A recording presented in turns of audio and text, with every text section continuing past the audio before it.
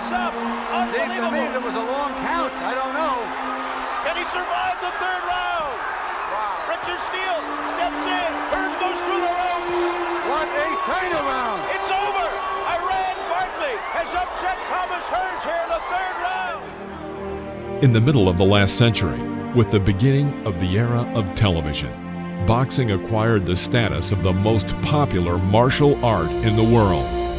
In today's video, we are going to take a look at the history of boxing from the perspective of the best boxing fights, which had a huge, epic-making significance in the history of boxing. These are legendary fights that filled huge stadiums, grabbed the attention of hundreds of millions of spectators, and forever changed the history of boxing itself. If you enjoyed watching this episode on our channel, please click the thumbs up and subscribe to the world of boxing. Here, we grab a sense of nostalgia and recall the best fights in the ring, which go down in the annals of boxing history. After Roberto Duran left the WBC middleweight title vacant, 30-year-old Julian "the Hawk" Jackson and Briton Harold "the Bomber" Graham, also 30 years old, competed for the vacant title. The fight, organized by British promoter Barry Hearn, took place in an exotic location for boxing, Benalmádena, Spain, in the province of Andalusia. Jackson had 40 wins, 1 loss, and 38 KOs before this fight, while Harold Graham had 43 wins, 2 losses, and 26 KOs. But he had won 19 of his previous 20 victories ahead of schedule. Proceeding from this, no one expected that the battle would last the complete distance. Harold was the favorite in this fight. The main reason was the fact that Jackson had surgery a year earlier after he had suffered detached retinas in both eyes. Jackson had only recently moved up to the middleweight and almost immediately received a chance to fight one of the top boxers in the division, in the person of Harold Graham. Besides this, it was believed that the Briton was superior to his opponent in technical skill. Nevertheless, there was no doubt who had the stronger blow. Jackson could decide the outcome of any battle with one accurate hit. The last time Jackson had won by decision was, at the time, more than 8 years previous. Harold took control of the fight from the very first seconds. This one, isn't it? Trying to draw leads from Jackson. Well, I don't know if there's anything seriously wrong with his eyesight, but there was with that punch. Mile away there, Jackson. One almost impossible to double up on it. He's not putting a lot of power into his punches, but accurate and keeping. It's the art of this game is to hit without being hit, and he's good at that, Brad. A bit of a frustrating touch about Jackson there, Jim. I'm a bit surprised. Yeah, he didn't do a lot of work. Already he seems to be trying to liven up, but he's caught, and he's blinking his eye already. I wonder if he's got eye damage already. Well, that's a really bad sign for Jackson there. He's closing it to him as though he's caught it with a thumb, but that Jackson's complaining. He's backing up. In the second round, the Briton raised the pace and began to actively press against Jackson, whose position became more and more difficult, and it seemed he was becoming desperate. Well, having trouble with the left eye against the southpaw jab of Earl Graham, Red, you don't have your troubles to see. That's it. And there it is. It's quite a nasty start. After only 2 rounds, Jackson's left eye began to swell. Julian Jackson could not find his rhythm and feel out the opponent, and his heavy fists consistently missed their target. In round 3, he got into a left-handed stance, but this did not bring him success. As for Harold, he changed tactics and worked effectively on the counterattack. As he walked up it, I should say, there was a good shot by Graham. I think it was back in 77, and then Callum should have had a championship.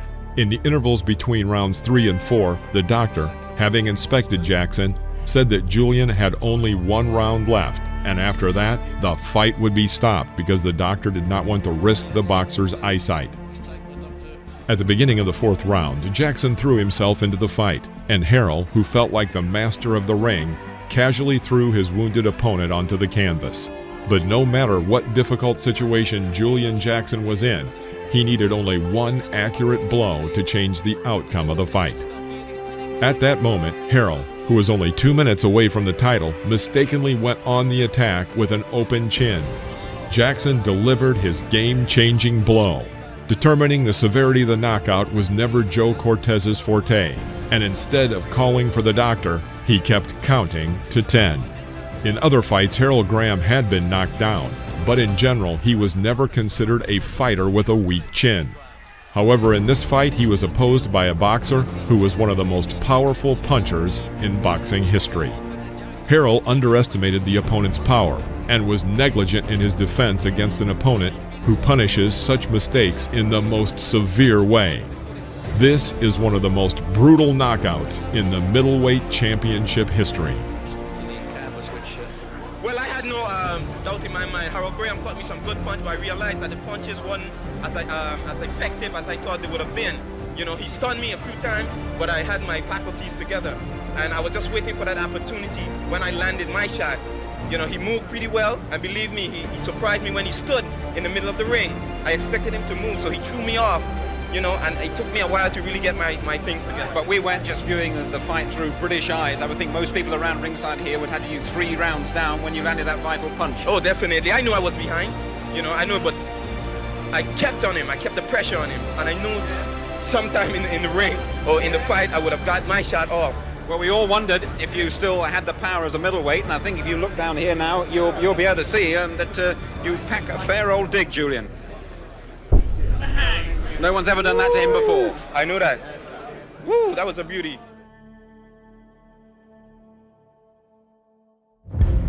November 13th, 1992, Evander Holyfield versus Riddick Bowe. 2 years before this match, Evander Holyfield became the world super heavyweight champion in the WBA, WBC, and IBF by defeating James Buster Douglas, who had previously caused a sensation by knocking out Mike Tyson. Holyfield's rival was the silver medalist of the 88th Olympics in Seoul, 25-year-old Riddick Bowe, for whom it was his first fight for a world title. The fight was broadcast through the pay-per-view system. 900,000 pay-per-views were sold. Holyfield earned $17 million for this fight, while Bowe earned $5.5 million. Holyfield was a slight favorite, but the fight against Bowe was considered the most serious test in Evander's career. Holyfield had risen from light to super heavyweight, and although he had already held a dozen fights, he had not yet met with an opponent who could be called a young, hungry lion. Holyfield weighed only 205 pounds, and at the time it was difficult to call him a full-fledged super heavyweight boxer, unlike Bowe, who outweighed Holyfield by 30 pounds. Very, very competitive, high-energy first round. Good exchange. But, you know, that could be chipped away at us. In the first round, the boxers mostly started with jabs, and then Holyfield began seriously attacking. At first, Bowe was more cautious, but by the middle of the second round, he was more comfortable. By the second half of the round, the fight had turned into a spectacular show, and Bowe refused to retreat under the pressure of Holyfield. But this is a guy, like I said, he looks like a Fluid, capable athlete. You saw him land a right uppercut on the end. First round, fought at range, utilizing the jab and combinations. This second round, both men undefeated. Both men feel they have reached the prime. I love Bowe's jab. He's got one of the best jabs in the business for sure. Holyfield's got the biggest heart, maybe. Bowe looked a little better in round 3, but Holyfield took the round at the end by pinning his opponent to the ropes with a series of left hooks. He definitely was dropped several times in his amateur career. Good round here from Bowe. Second and third rounds. And here we are at the start of round number 4. Combination. The first round was won by Holyfield. The second and third were close, but in the fourth, the advantage was definitely on the side of Bowe. He'll dig down in the fight, but he also counters very well. I think a lot of that's probably the work of Eddie Futch. He does some nice counters there. And Holyfield places a left hook. Went upstairs, then down. And here, referee Joe Cortez would get away from that. I would think a guy with a good jab would eat that up. He would love that. I don't know why he doesn't stay. The fifth round began with a fierce exchange of punches. Despite the weight difference, Holyfield still had a solid punch.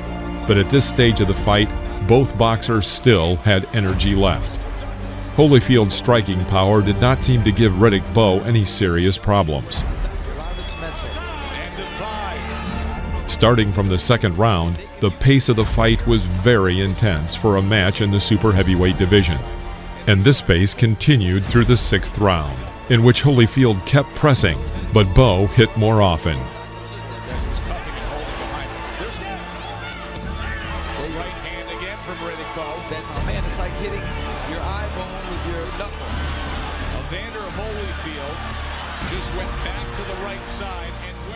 Bowe started the seventh round powerfully, and because of this prolonged attack, Holyfield loses ground for some time, only managing to throw some accurate punches at the end of the round.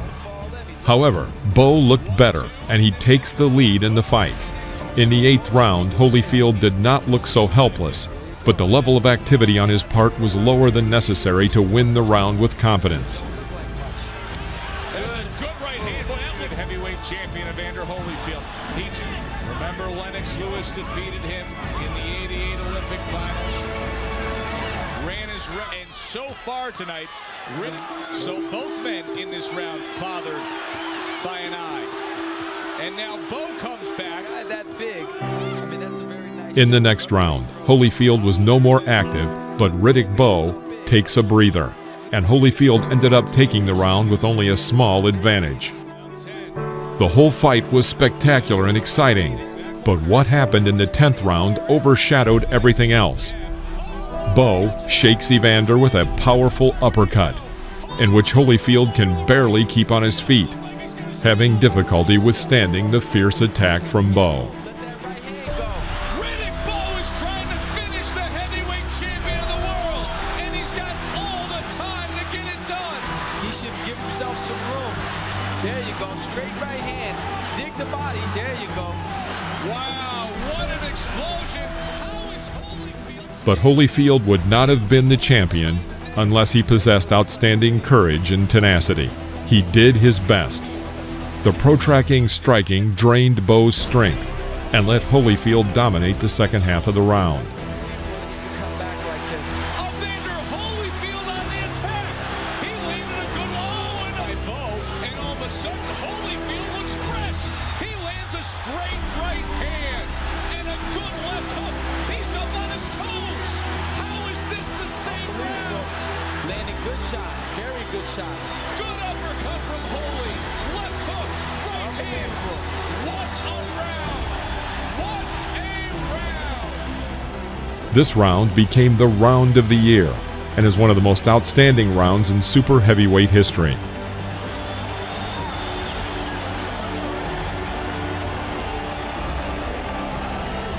They go to work on the champ.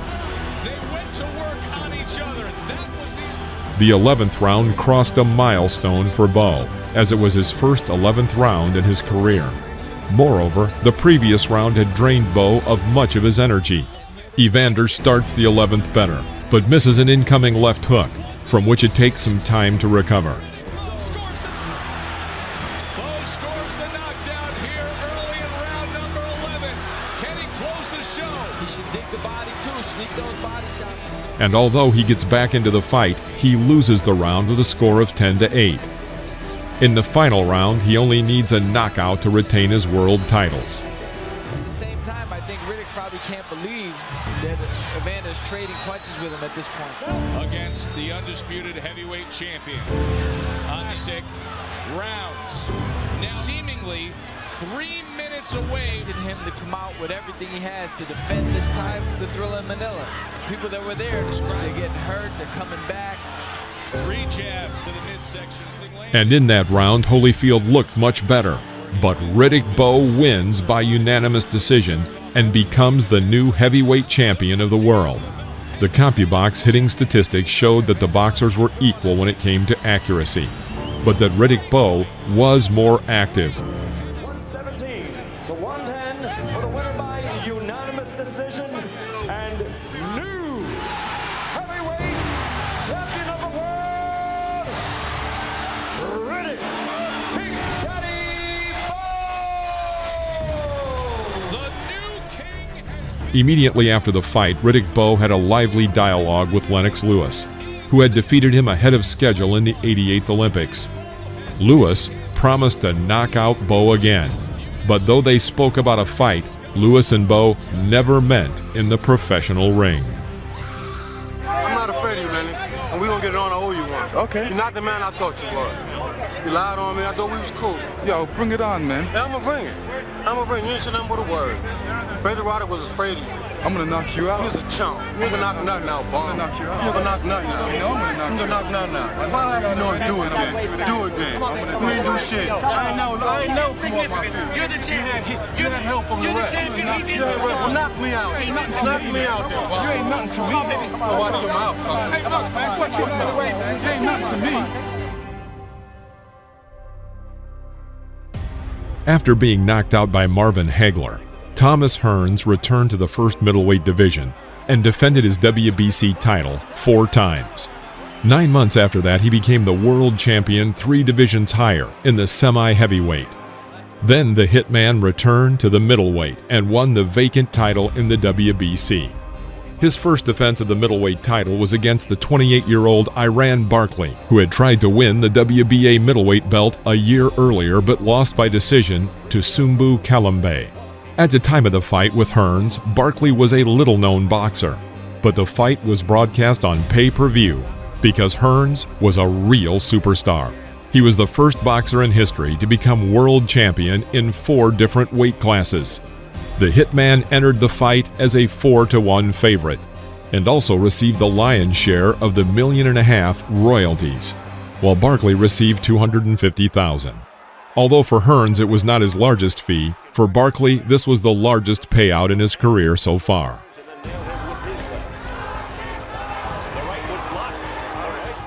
Thomas Hearns was always great on the attack, and Barkley was not the greatest master of defense, but he was distinguished by perseverance and the ability to take a good blow. Because of this, everyone expected a very interesting fight.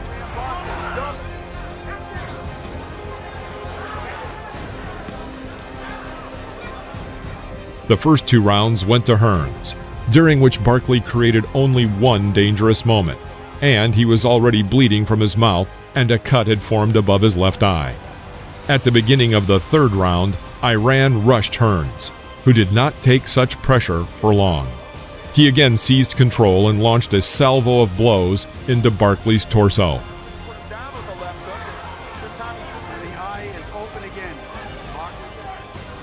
A little low.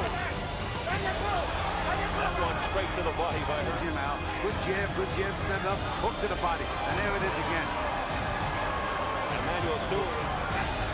Those body shots have hurt. Thomas Hearns won more than half of his victories within 3 rounds, and this fight appeared to be no different. The first fall did indeed happen in the 3rd round, although it was not Barkley.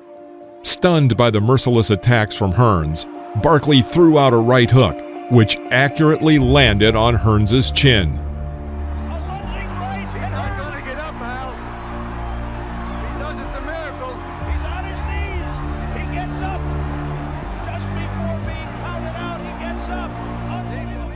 Hearns got up, but was so shaken by the blow that the fight was actually over for him.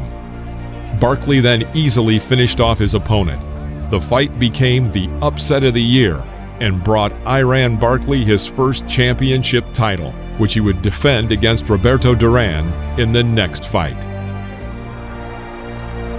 After Hearns all but crippled him with left hooks to the body, Iran was leaning, practically ready to go down. And a right hand did it. And a punch before that, out of 2 punches that Iran threw before that. No snap, no steam. All of a sudden, there it was. Goes to show you, in boxing, anything can happen. And who would think that the right hand would be what Barkley would knock him out with? Not even noted as a right-hand puncher. Look at that man. Look at the way he's busted up. Look, it's the winner. Please, the time, 2 minutes, 39 seconds of the 3rd round. The winner by knockout victory, and new middleweight champion of the world, Iran Barkley.